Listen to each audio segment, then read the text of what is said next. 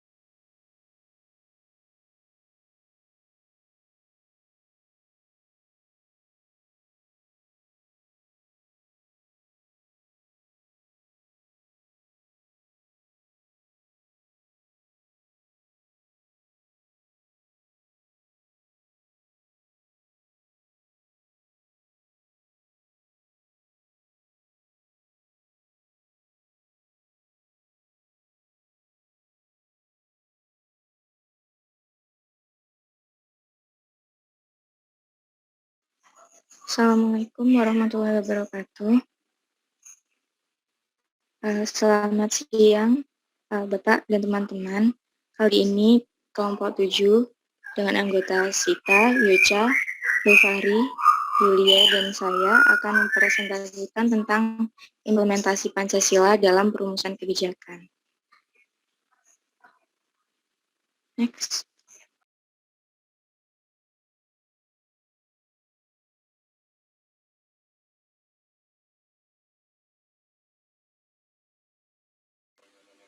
Yang pertama yaitu mengenai bidang politik.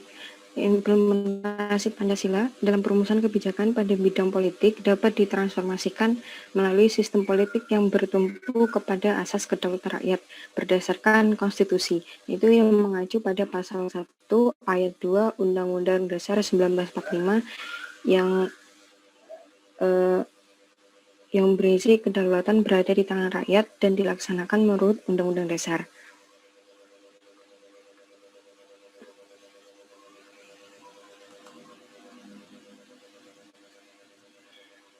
Nah, selanjutnya yaitu konsep dasar implementasi nilai-nilai Pancasila dalam bidang politik. Yang pertama yaitu di sektor suprastruktur politik. Nah, suprastruktur politik ini adalah semua lembaga-lembaga pemerintahan seperti legislatif, eksekutif, yudikatif, dan lembaga pemerintahan lainnya, baik di pusat maupun di daerah. Nah, suprastruktur politik ini juga bisa. Nah, lembaga pemerintah ini berfungsi memformulasikan, mengimplementasikan, dan mengevaluasi kebijakan publik dalam batas kewenangan masing-masing. Nah, kebijakan publik tersebut harus mengakomodasi input atau aspirasi masyarakat melalui infrastruktur politik sesuai mekanisme atau prosedur yang telah ditentukan dalam peraturan perundang-undangan dan bertumpu pada nilai-nilai Pancasila sebagai dasar negara. Nah, kemudian yang kedua yaitu ada di sektor masyarakat. Nilai-nilai Pancasila akan menuntun masyarakat ke pusat inti kesadaran akan pentingnya harmoni dalam kontinum antara sadar terhadap hak asasinya di satu sisi dan kesadaran terhadap kewajiban asasinya di sisi lain sesuai dengan ketentuan pada pasal 28C ayat 1 dan ayat 2 Undang-Undang Dasar 1945. Nah, indikator bahwa seseorang bertindak dalam koridor nilai-nilai Pancasila sebagai dasar negara adalah sejauh perilakunya tidak bertentangan dengan konstitusi dan peraturan perundang-undangan lainnya.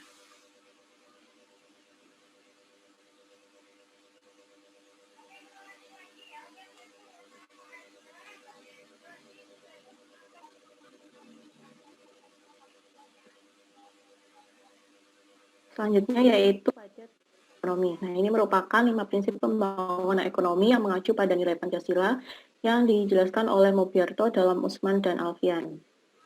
Yang sila pertama yaitu nilai ketuhanan yang Maha Esa, terdapat prinsip roda perekonomian digerakkan oleh rangsangan-rangsangan ekonomi, sosial, dan moral.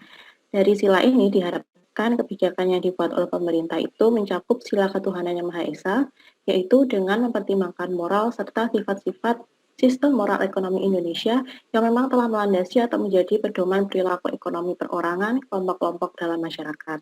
Kemudian diharapkan juga ada semangat pembangunan ekonomi tanpa ada diskriminasi antara pemodal besar dengan pemodal kecil.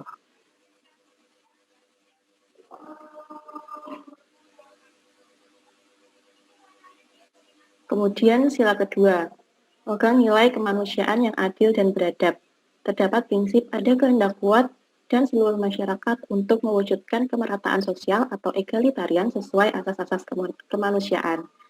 Contohnya yaitu pada pelaksanaan program kebijakan proteksi usaha kecil, misalnya masyarakat pelaku usaha kecil harus menyampaikan aspirasinya kepada masyarakat, kepada pemerintah, supaya terjadi jaring aspirasi sehingga perumusan kebijakan tersebut akan sesuai dengan yang dibutuhkan oleh pelaku usaha kecil.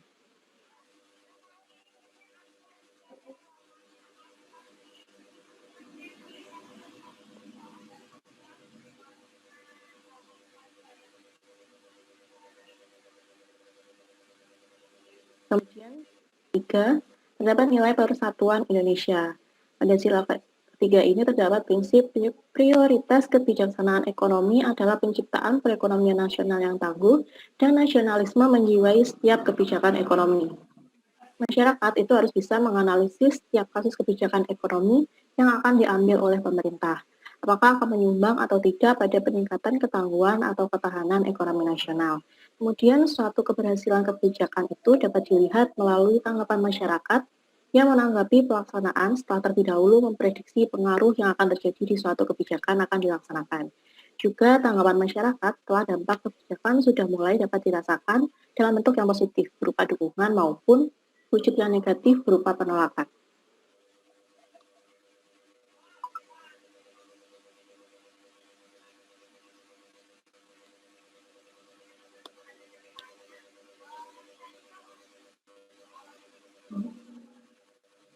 Kemudian sila keempat, mengandung nilai kerakyatan yang dipimpin oleh hikmat kebijaksanaan dalam permusyawaratan perwakilan. Pada sila ini terdapat prinsip koperasi merupakan sokok guru perekonomian dan merupakan bentuk paling konkret dari usaha bersama. Nah, koperasi sebagai organisasi ekonomi yang berwatak sosial merupakan organisasi atau perkumpulan orang yang dibentuk oleh para anggotanya untuk melayani kepentingan mereka, yaitu memperjuangkan kepentingan mereka, khususnya dalam upaya meningkatkan kesejahteraannya. Misi dari koperasi adalah pelayanan sebaik-baiknya dan semaksimal mungkin kepada anggota.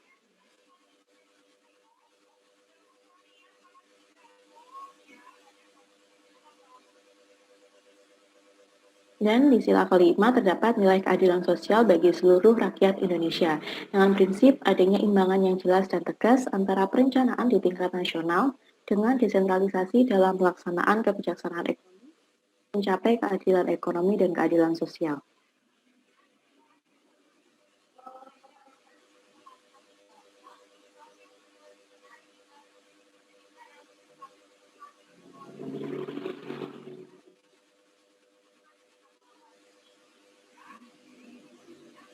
Nilai-nilai Pancasila sebagai dasar negara dalam bidang ekonomi merupakan mengidealisasikan terwujudnya keadilan sosial bagi seluruh rakyat Indonesia.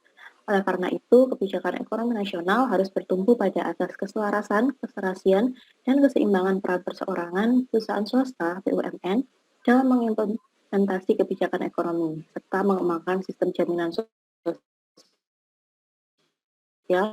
bagi seluruh rakyat dan memberdayakan masyarakat yang lemah, termasuk fakir miskin dan anak terlantar. Kebijakan ekonomi nasional tersebut tidak akan terwujud apabila tidak ada dana pembangunan yang besar yang diperoleh dari kontribusi masyarakat melalui pajak. Oleh karena itu, pajaknya dari rakyat untuk rakyat.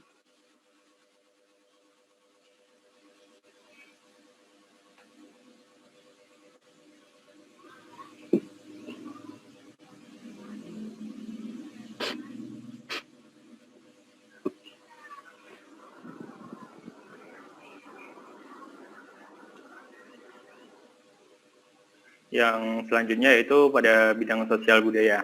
Jadi tercantum dalam pasal 36A Undang-Undang Dasar 1945 itu menyebutkan bahwa semboyan negara kita yaitu Bhinneka Tunggal Ika yang berarti berbeda-beda tetapi tetap satu jua.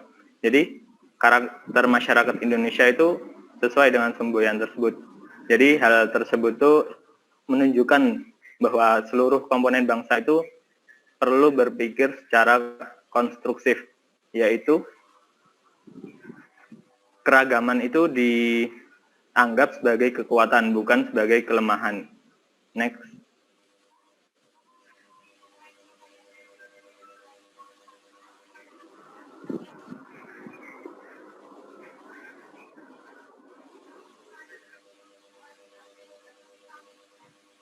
Selain pasal 36A, ada pasal 32 yang menyebutkan yang di situ tercantum bahwa negara itu menjamin bahwa masyarakat bebas untuk memelihara dan mengembangkan nilai-nilai budayanya. Jadi kebijakan pada bidang sosial budaya ini perlu dibuat dengan memperhatikan bahwa seluruh manusia itu derajatnya sama, tidak ada perbedaan dan tidak ada diskriminasi. Next.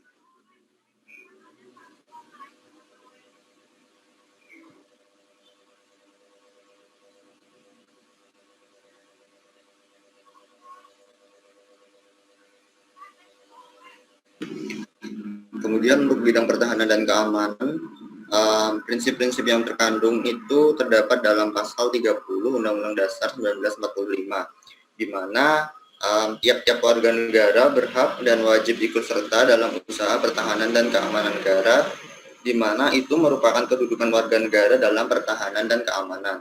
Kemudian untuk sistem pertahanan dan keamanannya, itu ada sistem Kamrata, di mana untuk kekuatan utama itu ada TNI dan juga Polri, untuk kekuatan pendukungnya yaitu rakyat. Kemudian untuk tugas pokok dari TNI adalah mempertahankan, melindungi, dan memelihara keutuhan serta kedaulatan negara.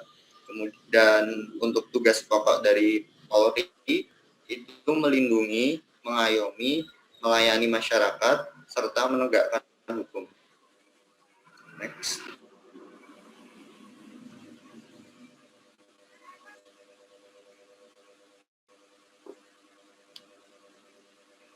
Sebelum menutup presentasi kami, saya akan membacakan kesimpulan dari apa yang telah kami paparkan. Jadi, kita sebagai rakyat, sebagai penduduk suatu negara, itu terikat oleh hukum. Kita hidup diatur dengan peraturan. Nah, peraturan-peraturan ini dibuat oleh perumus kebijakan. Untuk membuat kebijakan atau peraturan ini, pemerintah ini harus berpedoman pada nilai-nilai dalam Pancasila, karena sebagaimana yang kita ketahui, Pancasila itu sebagai ideologi negara, sebagai dasar negara, dan sebagai sumber dari segala sumber hukum. Nah, dari penjelasan yang kami paparkan, implementasi nilai-nilai Pancasila dalam perumusan kebijakan ini dibagi ke dalam 4 bidang kebijakan. Jadi kebijakannya ada di bidang politik, kemudian ada di bidang ekonomi, bidang sosbud, dan bidang hankam. Di mana dalam bidang politik itu intinya adalah mengakomodasi aspirasi rakyat. Sementara untuk bidang ekonomi, yaitu untuk mengidealisasikan keadilan sosial. Untuk bidang sosial budaya, rumus kebijakan ini harus mengingat karakter bangsa kita yang beragam. Kemudian untuk bidang hankam, rumus kebijakan harus memperhatikan bagaimana kedudukan sistem pertahanan kita, yaitu ada TNI, Polri, serta masyarakat.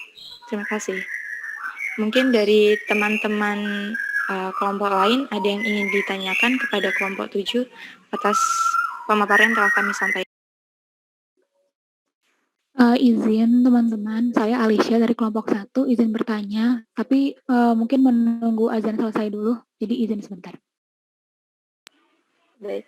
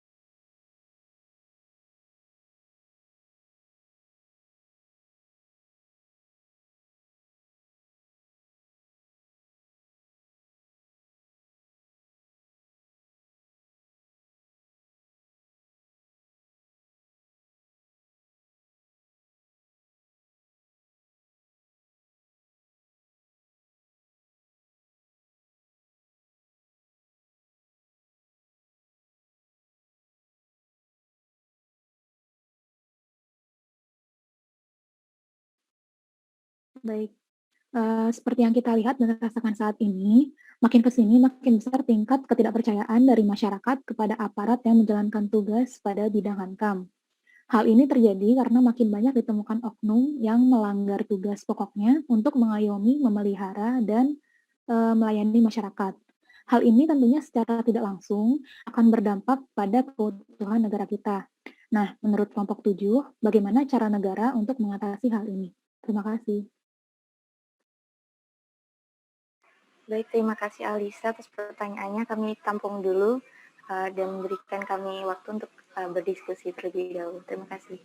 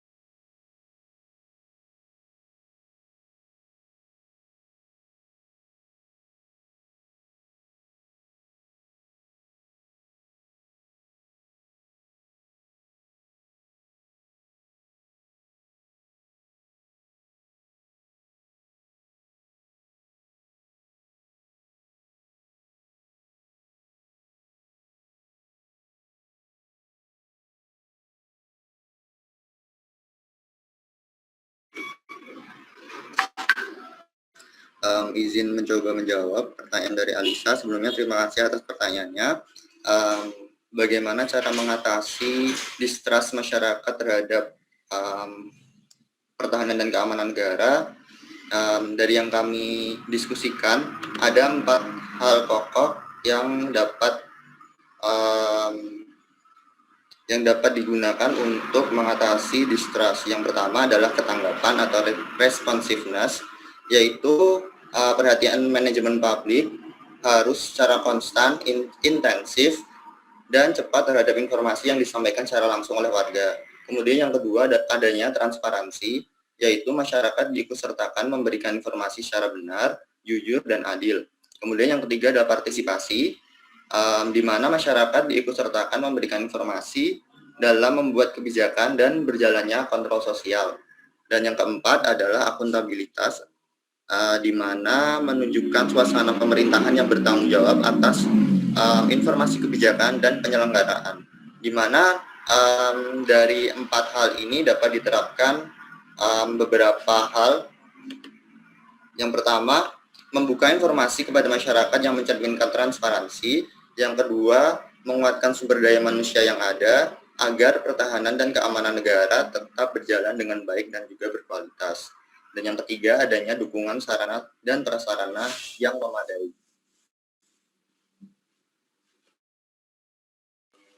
Izin menambahkan, selain itu, selain 4 cara yang telah dijelaskan oleh Yocha, Hal tersebut bisa dilakukan dengan cara yang pertama, melakukan sosialisasi untuk memberikan penyegaran tentang peraturan perundang-undangan yang berkaitan dengan disiplin aparat hukum negara dan keamanan.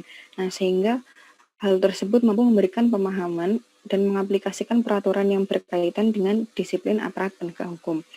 Nah, yang kedua, bisa juga dilakukan dengan memberikan sanksi atau hukuman yang tegas apabila aparat pertahanan dan keamanan melakukan pelanggaran yang tidak sesuai dengan tugas dan fungsi aparat tersebut, yang bertujuan untuk memberikan efek jera dan shock terapi agar aparat Hankam lainnya tidak meniru dan tidak juga melakukan pelanggaran hukum yang lebih berat. Izin menambahkan sedikit, jadi pada intinya untuk mengatasi pelanggaran tersebut itu memerlukan peran dari segala pihak, baik dari oknumnya sendiri maupun dari masyarakat. Dan bagi masyarakat itu, masyarakat harus memberikan informasi apabila terdapat pelanggaran, serta tidak mau untuk terlibat apabila oknumnya mengajak untuk melanggar peraturan. Dari sisi oknumnya sendiri itu harus menjaga integritas serta profesionalisme dari oknum itu sendiri.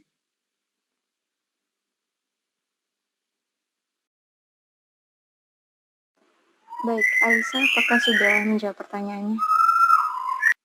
Ya, sudah. Terima kasih. Baik, mungkin kami cukupkan aja sampai di sini.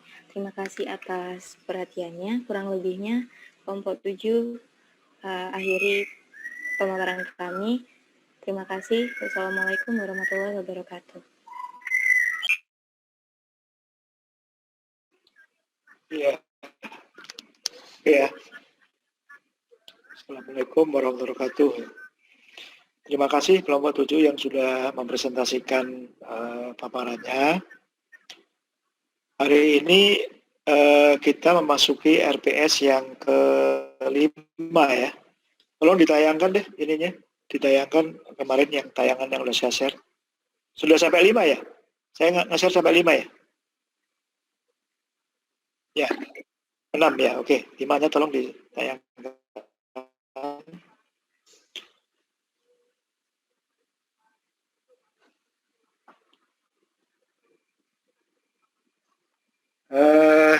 Apakah sudah terlihat, Pak? Ya, sudah. Coba di googling ya, apa ideologi negara itu? Arti dari ideologi. Coba Alisa, ideologi itu apa artinya?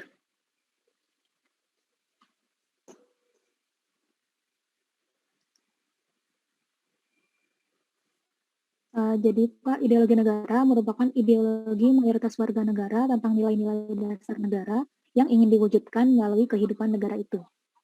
Contoh ideologi negara adalah Pancasila. Sebutkan beberapa ideologi negara yang dianut negara-negara di dunia.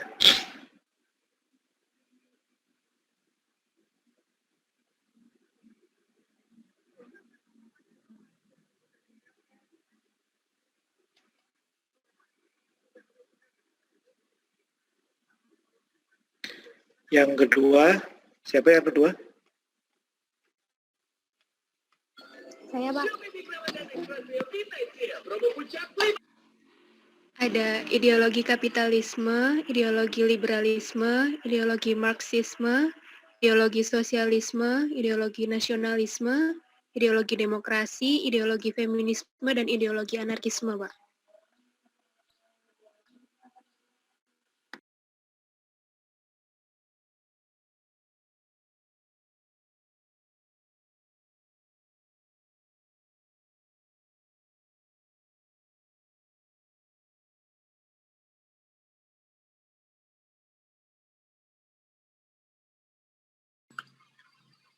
Mohon maaf, Pak, masih di mute.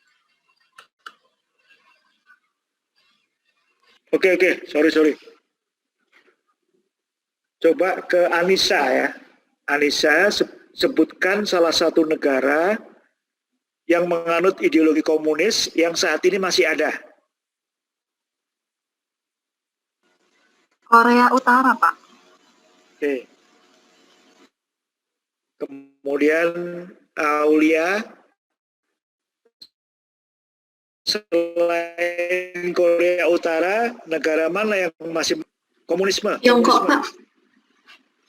Komunisme.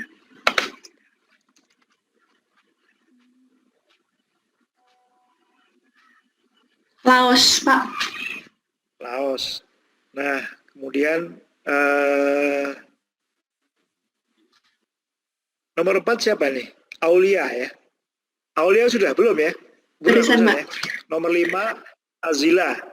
Selain Laos, negara mana yang masih menganut komunisme?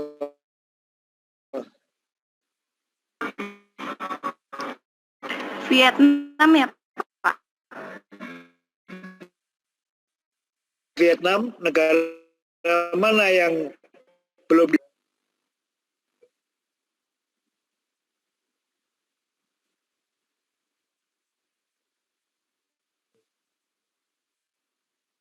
ini sekarang Azila ya. Azila udah ya tadi ya. Sorry. 6 siapa tuh? 6 tadi? Tadi saya minta siapa yang menjawab? Ya, Dimas. Dimas. Selain Vietnam dan yang disebut tadi, negara mana yang masih menganut komunisme?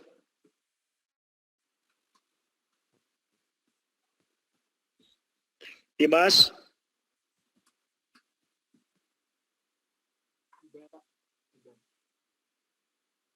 Suaranya kurang jelas, Dimas. Suaranya kurang. Dimas menjawab lewat chat, Pak.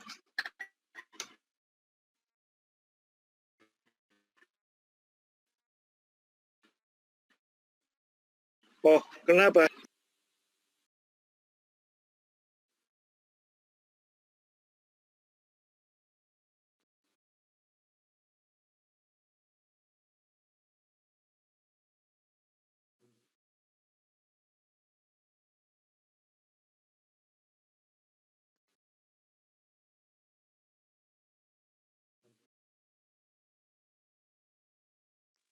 Dimas, mic-nya rusak. Oke.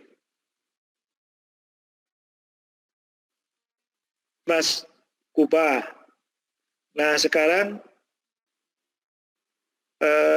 nomor urut 7 siapa? Fadlan. Selain Kuba, negara mana yang masih menganut komunisme?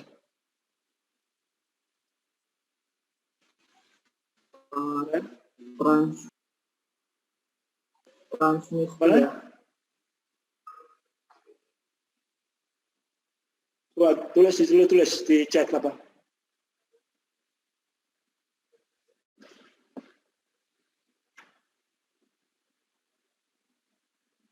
Coba, Fadlan ditulis.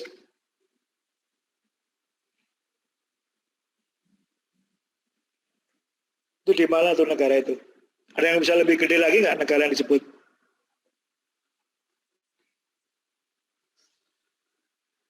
Cina, Pak. Ya, Cina ya. Sudah jelas itu Cina itu ya. Jadi tadi negara-negara yang menganut komunisme yang masih ada sekarang. Tadi disebutkan mengenai Tiongkok atau Cina, Kuba, Vietnam, Laos, Korea Utara ya tadi ya.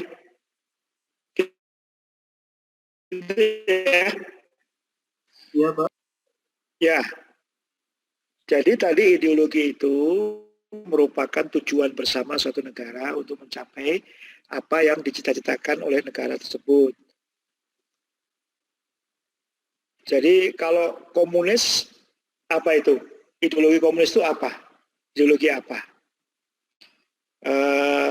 Nomor 8, siapa nomor 8 nih? Saya, Pak. Oh ya, Febrian, coba Febrian. Apa itu komunisme? Negara komunis adalah istilah politik yang digunakan untuk mendeskripsikan bentuk pemerintahan suatu negara yang menganut sistem satu partai dan mendeklarasikan kesetiaan kepada komunisme atau Marxisme, Leninisme, atau Maoisme. Ya, negara-negara itu negara-negara yang masih menganut komunisme. Sebutkan negara-negara yang dulunya menganut komunisme, sekarang tidak lagi. Fitrah.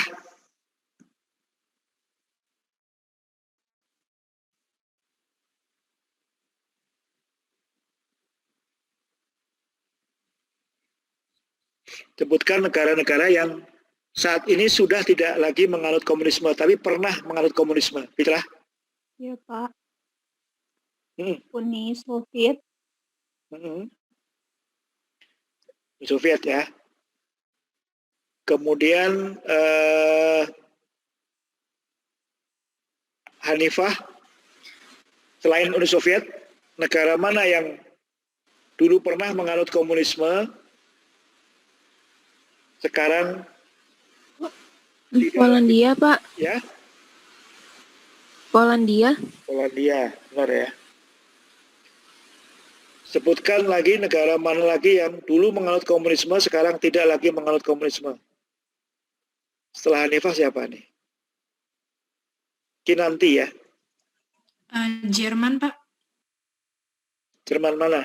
Jerman Timur. Jerman Timur ya. Nah, kemudian Laurentia, apa yang disebut sebagai perang dingin?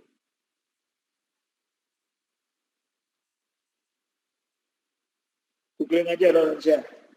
Siapa?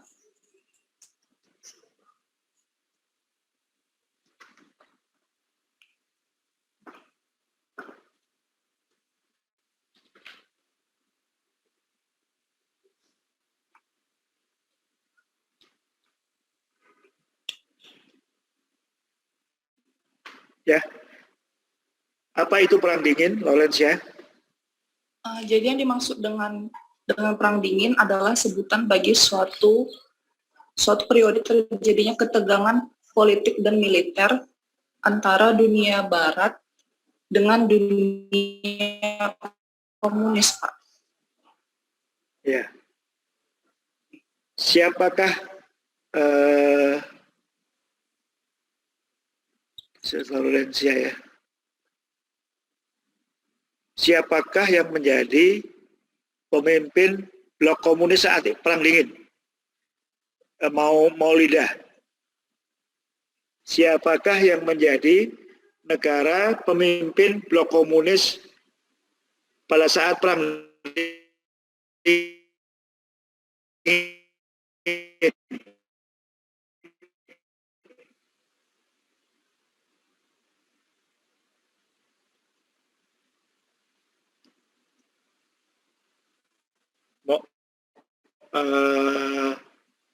Setelah Laurentia siapa?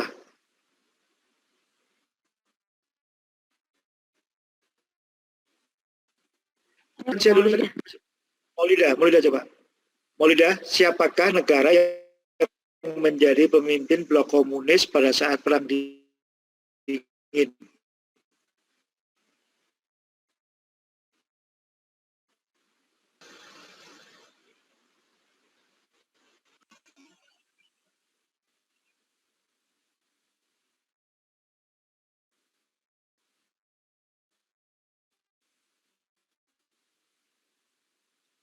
Maulida, siapakah atau negara manakah yang menjadi pemimpin blok komunis pada saat perang dingin?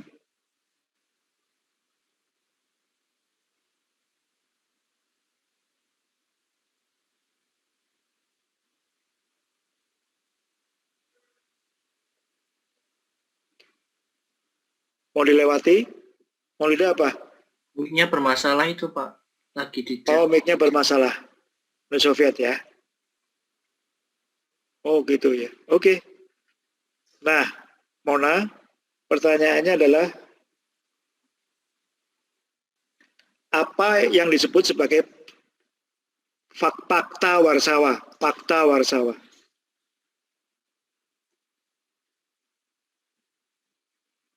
Atau pertanyaan dibalik. Apa itu Fakta Warsawa?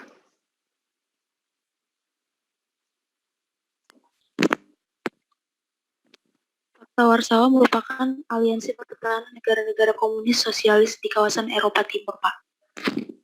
Oke ya. Jadi tadi pertanyaan-pertanyaan tadi itu bicara mengenai persaingan antar ideologi ya. Jadi ketika Perang Dunia Kedua berakhir, itu ada persaingan antara blok barat, blok kapitalis dengan blok komunis. Ya, terus di mana letak Pancasila di situ? Ya, itu yang kemudian kita nanti berdiskusi ya.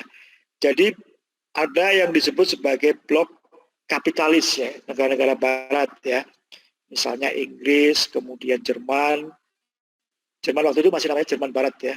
Kemudian Prancis, Italia, Amerika Serikat. Nah, mereka membentuk apa yang disebut sebagai aliansi negara-negara Barat yang tergabung dalam Fakta Pertahanan Atlantik Utara atau disebut sebagai NATO ya, North Atlantic Treaty Organization ya, Fakta Pertahanan Atlantik Utara yang bersaing dengan negara-negara blok komunis yang tergabung dalam Fakta Warsawa ya. Jadi waktu itu pernah ada perang ideologi, jadi perang dingin ideologi. Perang dingin itu artinya tidak langsung ada peperangan di antara dua belah pihak itu. Tetapi perang-perang itu terjadi di berbagai medan lain ya. Misalnya perang Korea. Perang Korea itu antara blok barat dengan blok komunis sehingga menghasilkan Korea Utara dan Korea Selatan. Ya, itu kemudian diikuti juga dengan berbagai ketegangan, ya, yang disebut sebagai perang dingin tadi, persaingan antara dua blok tadi untuk memperebutkan kekuasaan di dunia. Makanya kemudian ada beberapa negara yang kemudian pemerintahannya beralih menjadi negara komunis. Ada lewat kudeta, pengambilan kekuasaan, gitu ya. Nah, Indonesia itu pernah dalam masa itu juga akan diambil alih oleh kekuatan komunis melalui PKI, Partai Komunis Indonesia. Itu terjadi di tahun 65 ya, yang kita sebut sebagai gerakan 30 September 1965 atau G30S PKI. Ya, jadi itu PKI upaya mengambil alih agar Indonesia menjadi negara komunis. Saat itu Partai Komunis Indonesia itu termasuk partai besar ya. Namun itu menunjukkan kemudian dengan Pancasila menunjukkan bahwa maka itu sebagai hari kesaktian Pancasila ya. Karena di situ kemudian para pendukung Pancasila kemudian berusaha mempertahankan ideologi negara kita ya. Di situ ada TNI ya, Tentara Nasional Indonesia, dan Pak kaum agamawan ya. Tentu saja kaum agamawan itu ada kiai, pendeta, ulama, pemimpin agama lain ya, itu mempertahankan Pancasila karena memang ada sila ketuhanan yang Maha Esa. Nah itu yang kita selalu kita selalu ingat sebagai tadi peristiwa gerakan 30 September G30S PKI yang didalangi oleh Partai Komunis Indonesia. Partai Komunis Indonesia itu pernah 2 kali memberontak ya. Pada awal kemerdekaan, waktu itu ingin mendirikan suatu negara yang disebut sebagai Soviet Indonesia.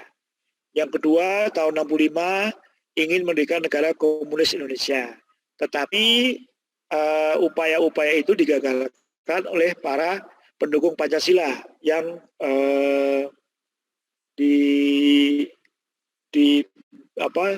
yang tulang punggung utamanya adalah Tentara Nasional Indonesia, TNI ya, ABRI. Nah, makanya kemudian Indonesia tidak berhasil ditarik ya. Jadi waktu itu ada perebutan kekuasaan, perebutan pengaruh antara blok komunis dengan blok kapitalis, liberal kapitalis. Itu kemudian Indonesia tidak berusaha ditarik menjadi negara komunis, tetapi gagal ya. Jadi peristiwa G30S PKI tadi menandai satu masa di mana Indonesia gagal ditarik sebagai negara komunis. Tetapi kemudian persaingan komunisme dan liberal itu terus berlanjut ya. Tadi dibacakan mengenai Fakta Warsawa ya, itu merupakan aliansi militer negara-negara komunis Eropa Timur. Jadi tadi saya bilang negara mana yang dulunya termasuk negara komunis sekarang tidak lagi menjadi komunis. Nah, itu seluruh negara-negara Eropa Timur. Tadi disebutkan Polandia, Cekoslovakia, Jerman Timur, Yugoslavia, ya semua negara-negara itu dulunya merupakan Rumania ya, itu negara-negara komunis yang tergabung dalam Pakta Warsawa yang dipimpin oleh Uni Soviet. Uni Soviet itu merupakan negara terbesar di dunia, ya wilayahnya dari Eropa membentang ke Asia bagian timur ya. Di situ ada Siberia ya. Nah itu merupakan negara terbesar komunis saat itu yang kemudian runtuh. Negara Uni Soviet itu runtuh karena persaingan perang dingin tadi. Persaingan perang dingin itu ternyata membutuhkan biaya yang besar sehingga Uni Soviet tidak mampu bersaing dengan Amerika Serikat sebagai pemimpin negara-negara kapitalis, gitu ya. Jadi itulah maka ideologi negara Pancasila sudah terbukti kesaktiannya ya. Maka diperingati sebagai Hari Kesaktian Pancasila setelah ada peristiwa G30 SPKI. Jadi pada saat itu PKI ingin mengambil alih kekuasaan di Indonesia dan mengkomuniskan Indonesia. Kenapa dipilih tanggal 1 Oktober? Karena pada tanggal yang sama Partai Komunis Cina di Tiongkok itu berhasil mengalahkan Partai Nasionalis Cina, ya. Partai Nasionalis Cina terdesak lari ke Pulau Taiwan dan mendirikan Republik Tiongkok di Taiwan, ya, Republik Nasionalis Cina di Taiwan. Itu kira-kira jadi persaingan ideologi dunia itu demikian dalam ya, demikian besar, bahkan mengundang korban berjuta-juta ya. Untunglah Indonesia punya Pancasila sehingga tidak bisa ditarik sebagai bagian dari blok komunis ya, blok komunis. Coba selanjutnya ya, setelah Mona siapa nih? Muhammad Alia. Belum ya. 15 siapa? 15. Saya Pak Monika. Monika. Coba Monika disebutkan siapa itu Mao Zedong ya, Mao Zedong atau Mao Zedong.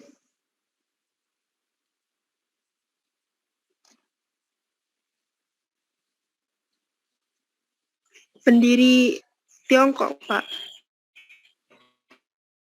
Bukan. Pendiri Tiongkok kan saya sudah pernah bilang Sun Yat-sen tadi dulu. Saya tak kaitkan dengan 1 Oktober tadi loh. Oh, pemimpin Partai Ketua Komunis Tiongkok, Pak, yang berdiri pada tahun 1949. Ya, itu ya. Kalau pendiri Tiongkok siapa, Monika? Sun Yat-sen. Itu ya, Dr. Sun Yat-sen, bedakan dengan ini ya. Ya, jadi Mao Zedong itu adalah pemimpin komunis Cina ya. Nah, coba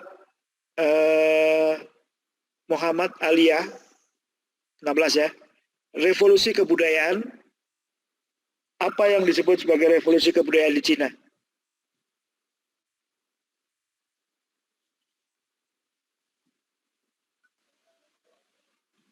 Revolusi kebudayaan, kebudayaan untuk sebentar ya Pak. Googling aja.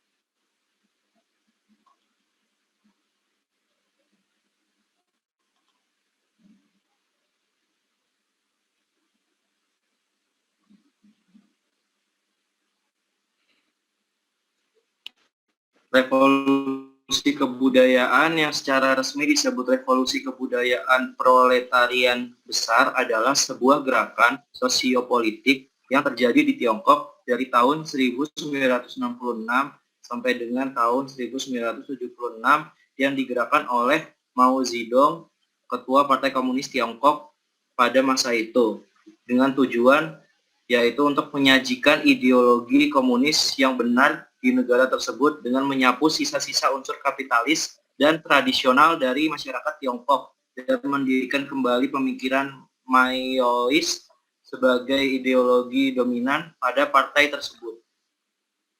Ya, jadi tadi revolusi kebudayaan terjadi di Tiongkok pada saat itu, kaum elit terpelajar itu kemudian disuruh ke desa, ke kampung ya, untuk bekerja sebagai petani. Nah ini makanya karena ideologi komunis itu merupakan ideologi yang menganut pertentangan kelas, ya. Coba mungkin next-nya pertentangan kelas itu apa? Muhammad Rizky, pertentangan kelas komunis, apa itu? Siapa?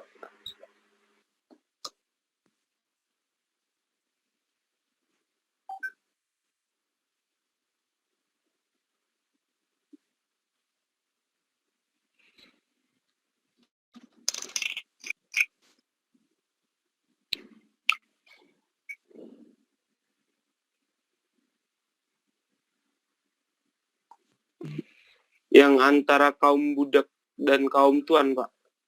Bukan, proletar dan ini. Pertentangan kelas antar di sistem komunis, coba.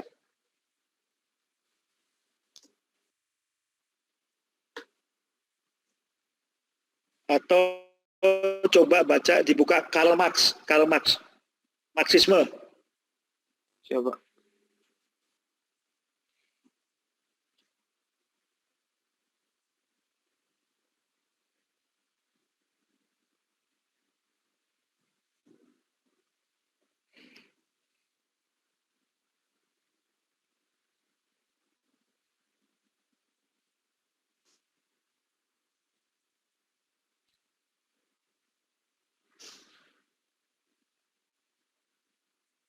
Yang hukum dan pemerintah lebih banyak berpihak pada kaum burjuis, Pak, dibanding kaum proletar.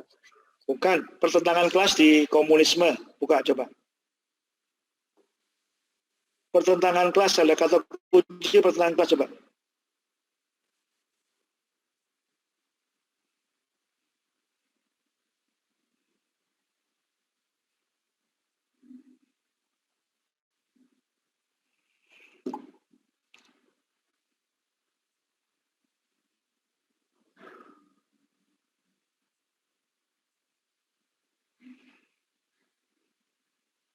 Coba kalau tidak bisa yang selanjutnya. Pertentangan kelas komunisme, ya. Nomor 17 siapa nih? Nomor 18. Saya, Ya. Menurut Marx, pertentangan antar kelas atas dan kelas bawah bukan karena adanya perasaan iri atau egois, tetapi karena adanya kepentingan yang objektif. Marx menulis, masalahnya bukan apa yang dibayangkan sebagai tujuan oleh seorang proletar ataupun seorang proletariat.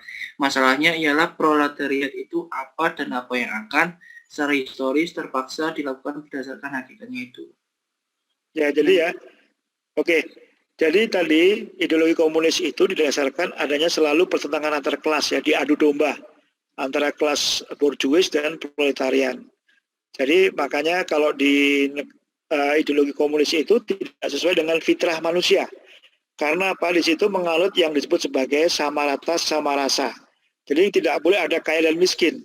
Semuanya dianggap sama. Jadi kalau ada orang kaya, diambil hartanya, dikasih ke yang miskin. Sehingga ideologi komunis kemudian menjadi ideologi yang usang karena tidak bisa bersaing dengan ideologi yang menyandarkan diri kepada mekanisme pasar seperti kapitalis. Setelah Muhammad Yusuf, Nadia Tamara, coba dibaca runtuhnya Uni Soviet. Ya Pak, sebentar.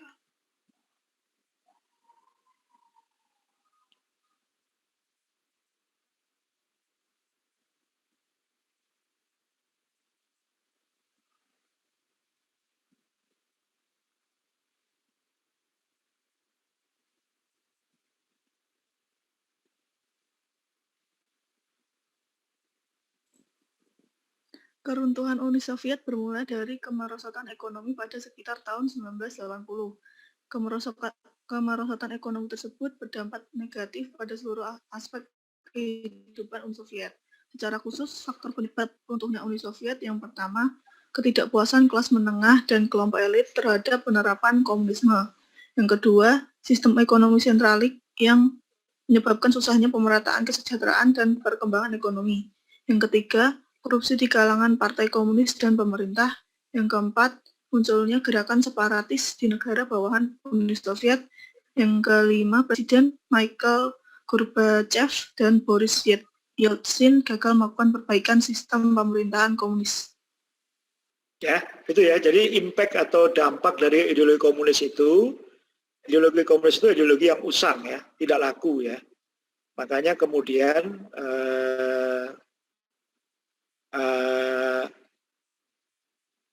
tadi Uni Soviet runtuh ya. Karena Uni Soviet juga terpaksa harus membiayai beberapa perang untuk mempertahankan dominasinya atas beberapa wilayah, misalnya perang Afghanistan. Coba next-nya, ini untuk menunjukkan betapa perilaku agresif ideologi komunis ya. Rahmat Fitmah, coba dibaca mengenai invasi Uni Soviet di Afghanistan.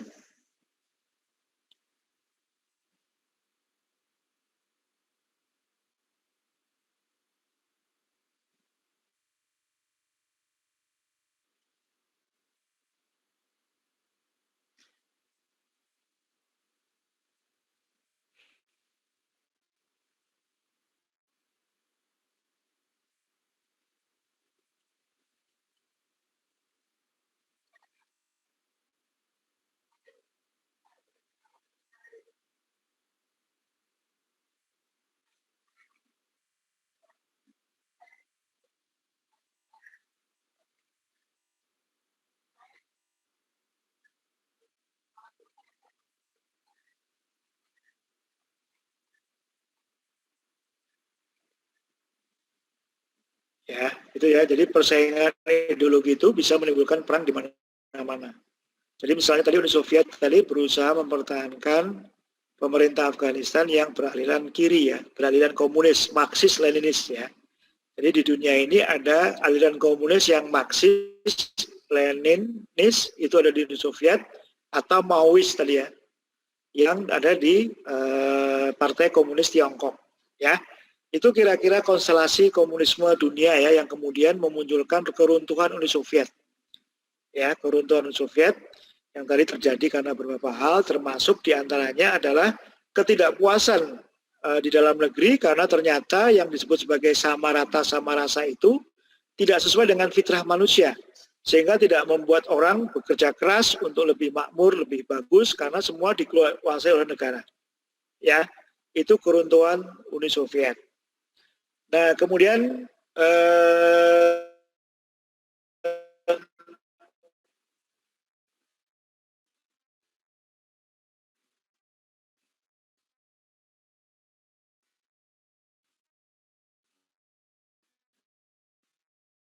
coba selanjutnya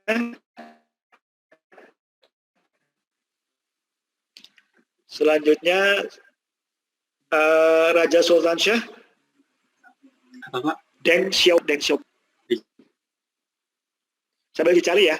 Jadi Deng Xiaoping itu adalah salah satu Perdana Menteri Cina pasca Mao Zedong tadi ya. Nah, dia itu berusaha untuk membuat Cina itu survival, bertahan.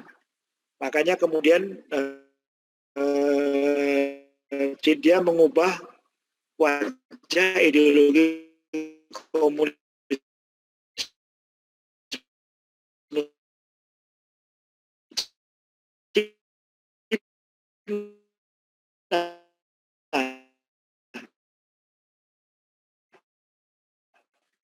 kan mestinya kan kalau Cina, kalau yang namanya komunis kan anti terhadap liberalisme. Nah, di Cina kapitalis, sehingga Cina Xiaoping ini melaksanakan komunisme ya. Kalau komunisme yang asli kan tadi sama rata, sama rasa gitu ya. Nah, sekarang kalau kita lihat Tiongkok atau Cina sekarang ini kan meskipun berideologi komunis, dia masih ada Partai Komunis Cina, tetapi dilaksanakan tidak sesuai dengan komunismenya. Jadi dia sudah meninggalkan komunismenya.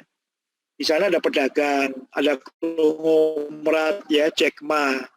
Mestinya kalau di negara komunis itu nggak boleh ada seperti itu karena kan sama rata, sama rasa. Tetapi Cina menyadari kalau dia masih memakai ideologi komunisme lama, maka dia akan ditekuk ya, akan tidak bisa bersaing dengan negara-negara Barat. Nah, dalam ini Pancasila sebagai ideologi juga harus mampu merespon perkembangan zaman. Kalau tidak, nanti kita akan menjadi sarana tadi perlombaan antara komunis dengan kapitalis. Kita hanya sebagai penonton dan kita menjadi tempat yang tempat buangan ya barang-barang dari dua negara penganut liberalisme tadi. Sudah ketemu Deng Xiaoping? Sudah, Pak. Ya, coba dibacakan. Baca. Jadi Deng Xiaoping ini adalah seorang pemimpin revolusi dalam Partai Komunis Tiongkok yang menjadi pemimpin tertinggi Republik Rakyat Tiongkok sejak kurun dasawarsa 70-an sampai dengan awal dasawarsa 90-an. Ia adalah pemimpin generasi kedua setelah Mao Zedong.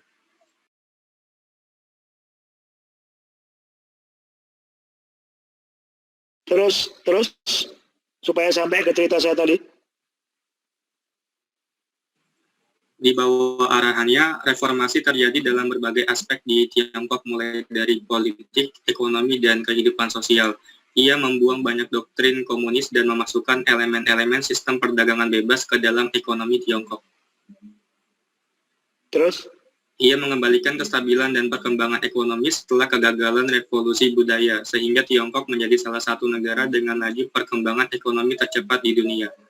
Masa pemerintahannya juga diwarnai dengan peristiwa di lapangan Tiananmen di Beijing tahun 1989. Ya, jadi ciri dari pemerintah komunis tadi adalah berusaha meredam semua aspirasi masyarakat dengan kekerasan. Jadi peristiwa Tiananmen itu ada semacam lapangan di Beijing ya, itu merupakan saksi sejarah di mana gerakan pro demokrasi yang sama juga terjadi di Indonesia ya, tahun 99 itu ya, itu kemudian diberangus dengan kekerasan oleh rezim komunis ya. Tapi saya sampaikan tadi bahwa rezim komunis mulai melaksanakan komunisme tidak sesuai dengan ininya, karena mereka memodifikasi komunisme Cina tadi oleh Deng Xiaoping tadi, sehingga memasukkan unsur-unsur budaya kapitalisme. Nah sekarang ini Cina itu adalah negara yang menganut komunisme tapi memasukkan unsur-unsur kapitalisme. Saya tadi menyampaikan ada Jack Ma ya. Jack Ma itu salah satu konglomerat Cina yang mestinya tidak bisa ada kalau dia melaksanakan ideologi komunis yang sesungguhnya. Jadi ideologi komunisme itu dibilang sekarang sebagai ideologi usang. Karena apa?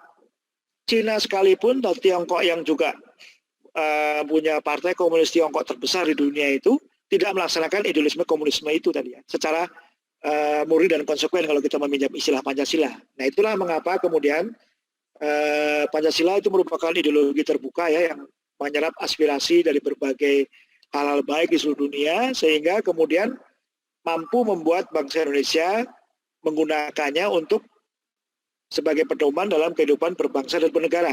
Itu ya. Jadi Pancasila tadi dalam konteks ilustrasi komunisme tadi untuk memberikan gambaran mengenai suatu ideologi yang pernah ada dan bangkrut ya, pernah ideologi yang pernah ada dan runtuh, suatu negara yang menganut ideologi tertentu runtuh dan pecah ya, seperti Uni Soviet tadi ya. Jadi minggu lalu kan saya pernah bercerita mengenai balkanisasi, demikian juga Yugoslavia ya, Tuhan itu pecah ya, bangkrut ya, jatuh. Itu mengapa kemudian itu tadi ya. Nah kita nggak tahu sekarang ini seperti apa Cina ya. Sekarang sedang ada ketegangan di Laut Cina Selatan. Ya ini seru juga nih ya, antara Cina dengan negara-negara Barat ya. Hari ini ada Angkatan Laut Inggris datang ke Laut Cina Selatan. Nah ini kita lihat seperti apa persaingan antara kapitalis dengan komunis ini yang terus-menerus ya. Semenjak Perang Dunia Kedua itu sangat mendarah daging ya. Pertempuran di mana-mana, ada perang dingin, ada juga invasi tadi Uni Soviet atas Afghanistan gitu ya. Ada perang Korea. Nah ini perang Korea ini mungkin tolong dibaca di googling aja. Nah dia sudah ya. Retno Dwi Rahayu, perang Korea dibacakan.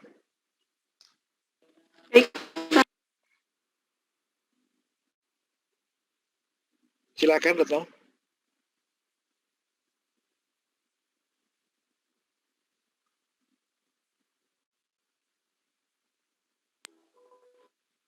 Perang Korea adalah sebuah konflik antara Korea Utara dan Korea Selatan yang terjadi sejak 25 Juni 1950 sampai dengan tahun 1953. Terus, itu belum nyampe ke pelajaran kita. Terus. Ini juga disebut perang yang diamandatkan antara Amerika Serikat bersama dengan sekutu PBB-nya dengan Komunis Republik Rakyat Tiongkok yang bekerja sama dengan Uni Soviet. Peserta perang utama adalah Korea Utara dan Korea Selatan. Sedangkan sekutu utama Korea Selatan adalah Amerika, Kanada, Australia, dan Britania Raya. Kalau sekutu Korea Utara itu Republik Rakyat Tiongkok yang menyediakan kekuatan militer, sementara itu Uni Soviet yang menyediakan penasihat perang, pilot pesawat, dan juga persenjataan untuk Korea Utara. Ya, jadi terbentuknya Korea Utara dan Korea Selatan itu menjadi saksi sejarah ya, persaingan antara dua ideologi antara kapitalis dan komunisme ini, sehingga membentuk satu negara, satu bangsa terpecah menjadi dua hanya karena ideologi ya. Yang Korea Utara masih menganut komunisme, yang Selatan adalah kapitalis ya. Jadi itu contoh dari persaingan ideologi yang kemudian memunculkan dua negara yang meskipun satu bangsa, tetapi dengan dua ekonomi yang berbeda. Sekarang kan Korea Utara kita lihat ya, Korea Utara itu penuh dengan prajurit berbaris, kemiskinan, beras ngantri. Korea Selatan sukses dengan industrialisasi, mengekspor K-pop ya ke dunia gitu ya. Jadi contoh bagaimana rivalitas antara komunisme dengan kapitalis ya. Nah sekarang juga ada yang perang serupa yang punya latar belakang sama, yaitu perang Vietnam. Riani, Adila. Iya Pak. Bentar ya Pak. Ya.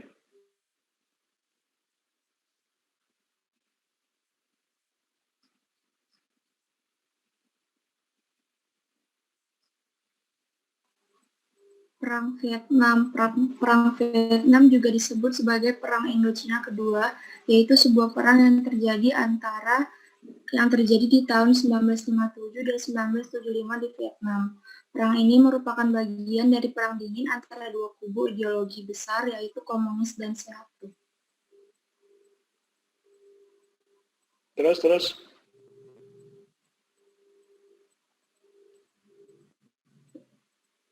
Dua kubu yang saling berperang adalah Republik Vietnam atau Vietnam Selatan dan Republik Demokratik Vietnam atau Vietnam Utara, Amerika Serikat, Korea Selatan, Thailand, Australia, Selandia Baru, dan Filipina bersekutu dengan Vietnam Selatan, sedangkan Uni Soviet, Tiongkok, Korea Utara, Mongolia, dan Kuba mendukung Vietnam Utara yang berideologi komunis. Perang ini mengakibatkan eksodus besar-besaran warga Vietnam ke negara lain, terutamanya Amerika Serikat, Australia, dan negara-negara barat lainnya. Sehingga di negara tersebut bisa ditemukan komunitas Vietnam yang cukup besar. Jumlah korban yang meninggal diperkirakan lebih dari 280.000 jiwa di pihak Vietnam Selatan dan lebih dari 1 juta jiwa di pihak Vietnam Utara. Ya, itu ya. Jadi persaingan juga terjadi di Indochina.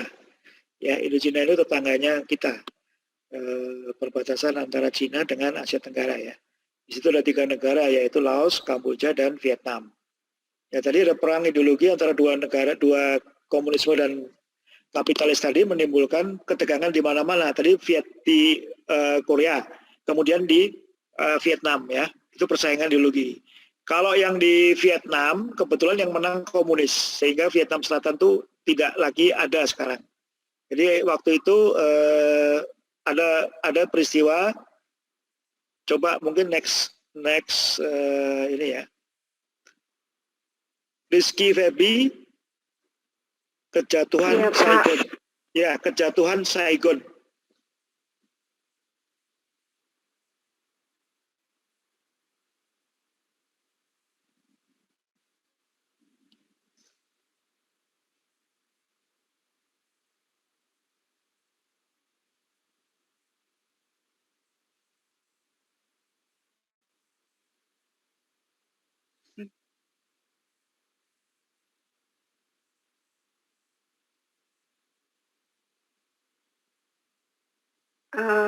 jatuhnya Saigon itu pada tanggal 30 April.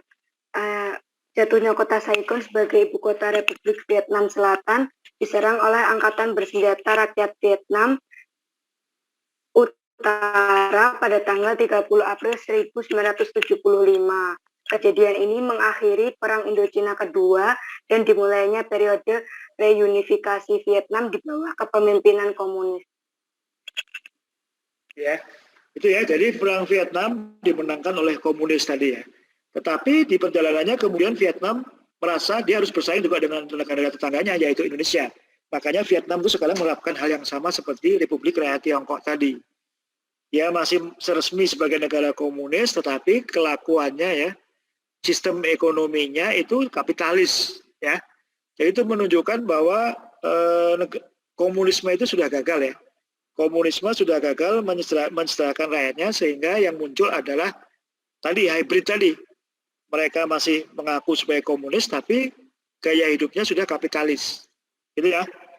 Itu yang terjadi di berbagai belahan dunia karena persaingan ideologi antara dua tadi.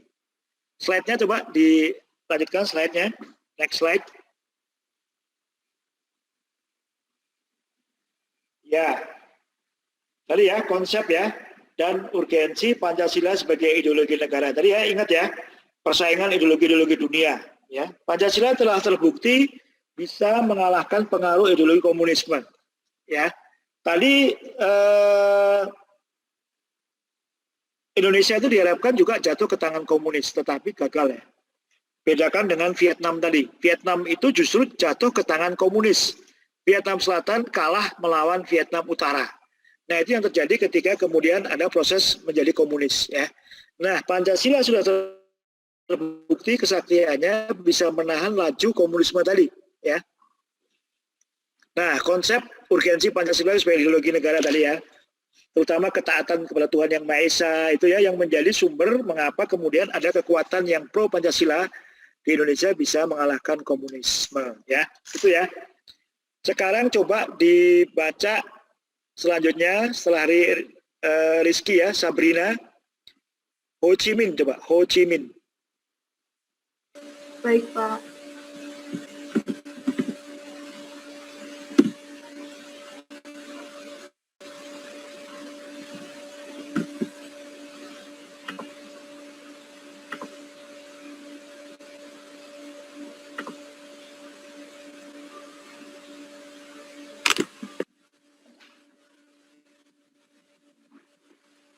Ho Chi Minh adalah seorang tokoh revolusi dan negarawan Vietnam yang kemudian menjadi Perdana Menteri pada 1954 dan Presiden Vietnam Utara 1954 hingga 1969. Selain itu, Ho Chi Minh merupakan salah satu politisi yang paling berpengaruh pada abad 20.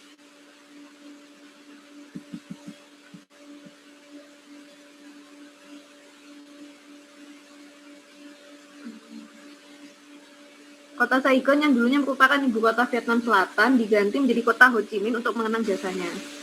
Ya, jadi Vietnam Selatan yang tadinya pro Amerika berhasil dikalahkan oleh Vietnam Utara yang komunis. Jadi sehingga pemimpin Ho Chi Minh tadi, Saigon tadi diganti menjadi Ho Chi Minh City ya.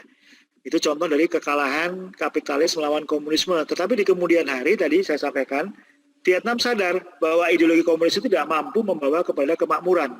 Makanya kemudian seperti juga Tiongkok, mereka memodifikasi komunisme mereka. Next slide.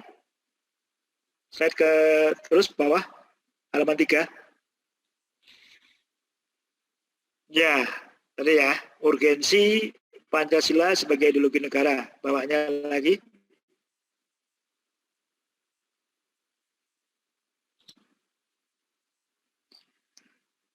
Ideologi berasal dari bahasa Latin ya, idea, gagasan, konsepsi, cita-cita, ideo, dan logos atau ilmu ya. Ideologi itu suatu kumpulan gagasan, keyakinan, kepercayaan yang bersifat sistematis dengan arah dan tujuan yang hendak dicapai dalam kehidupan nasional suatu bangsa.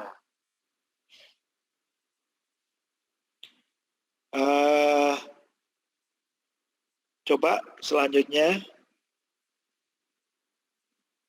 Tadi, sebentar. Jangan nih. Yang selanjutnya itu, coba selanjutnya dari setelah Sabrina siapa? Sita. Iya. Ya. Sita Natasha ya. Coba Brigadir Merah. Brigadir Merah. Dibaca.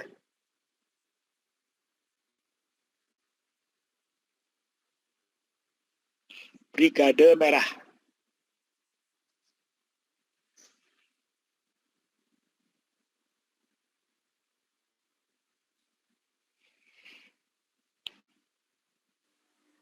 Brigade Merah atau Brigade Rossa dalam bahasa Italia sering disingkat BR. Grup di Italia yang dituduh sebagai grup teroris dan aktif selama tahun-tahun kepemimpinan. Grup ini dibentuk pada tahun 1970. Grup Marxisme-Leninisme ini ingin mendirikan negara revolusioner melalui pertempuran dan memisahkan Italia dari NATO. Pada tahun 1978, grup ini menculik mantan Perdana Menteri Italia Aldo Moro.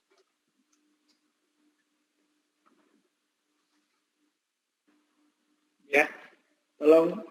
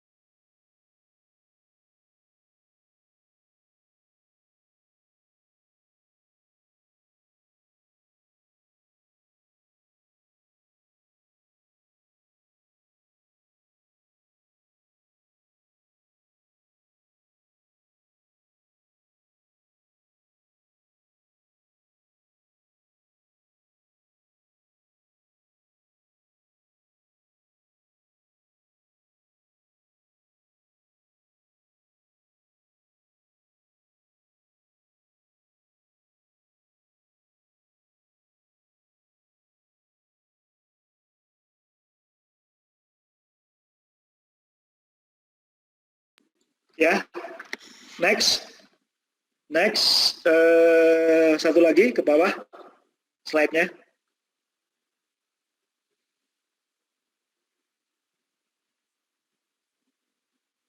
Nah, ini kira-kira ada Mubiarto ya. Mubiarto ini adalah ahli ekonomi Pancasila. Itu menjelaskan mengenai ideologi itu adalah sejumlah doktrin, kepercayaan, simbol-simbol sekelompok masyarakat atau suatu bangsa yang menjadi pegangan dan pedoman kerja atau perjuangan untuk mencapai tujuan masyarakat atau bangsa itu ya. Mubiarto itu adalah ekonom Pancasila ya. Bapak ekonomi Pancasila. Martin Seligger ya, itu ideologi adalah orang luar ya. Sekumpulan kepercayaan, penolakan itu yang dirancang untuk dasar permanen yang bersifat relatif bagi sekelompok orang. Tadi ya, ideologi ini menurut berbagai para ahli. Tadi kita sudah menyaksikan bagaimana dua ideologi bersaing. Dua ideologi menjadi perang dingin. Dua ideologi meruntuhkan satu negara.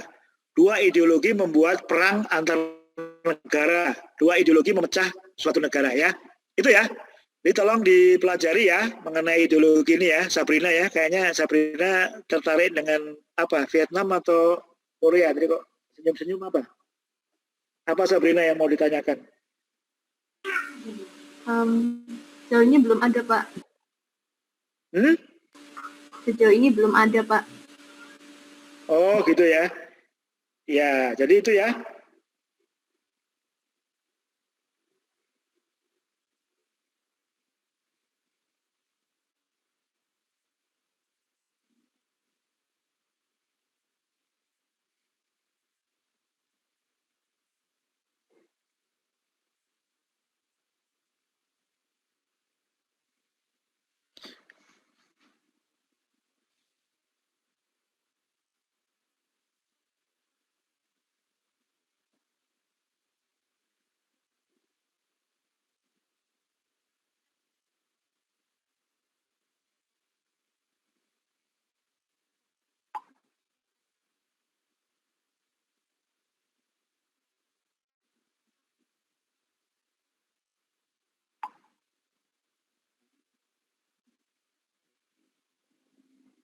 Itu ya. Jadi tadi kita bercerita mengenai bagaimana ideologi itu berpengaruh dan tadi membuat persaingan di antara negara-negara tadi ya. Bahkan ada yang satu negara terpecah tadi bertahun-tahun ya, sampai saat ini Korea Utara dan Korea Selatan itu dalam keadaan gencatan senjata ya. Jadi setiap saat mereka bisa berperang. Nah, itu kira-kira bagaimana satu ideologi tadi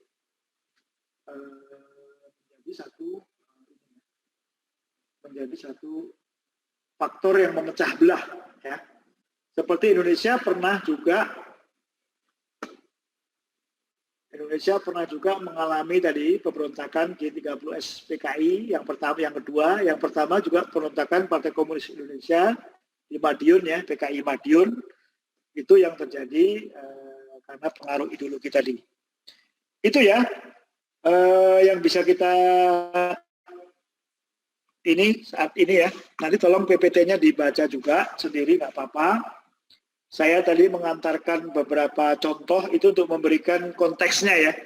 Jadi ketika kita bicara mengenai ideologi, kita nggak mungkin kita tidak bisa, ketika kita bicara mengenai ideologi Pancasila, kita nggak mungkin tidak melihat ideologi-ideologi lainnya dan bagaimana persaingan antar ideologi itu, misalnya ketika mereka akan merebut pengaruh di Indonesia ya. Contoh tadi ya.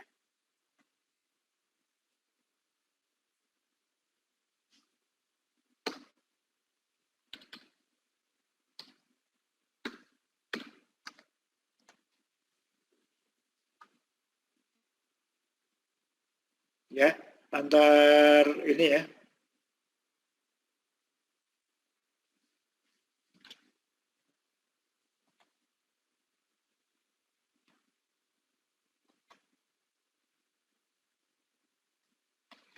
Itu ya, anak-anakku sekalian ya, sudah bisa kita belajar tadi mengenai ideologi tadi dan juga ideologi Pancasila dan bagaimana Pancasila bertahan dalam persaingan antar ideologi besar dunia yang telah berhasil memecah belah dunia ya, membuat dunia ini yang berakibat, bukan berhasil, yang berakibat kepecah belahnya dunia ini. Itu ya, saya tutup ya kalau nggak ada pertanyaan. Terima kasih, semua masuk ya. Assalamualaikum warahmatullahi wabarakatuh. Sampai ketemu lagi di pertemuan yang akan datang. Saya pamit ya. Waalaikumsalam warahmatullahi wabarakatuh. Makasih, Pak. Waalaikumsalam warahmatullahi wabarakatuh. Terima kasih, Pak. Terima kasih, Pak.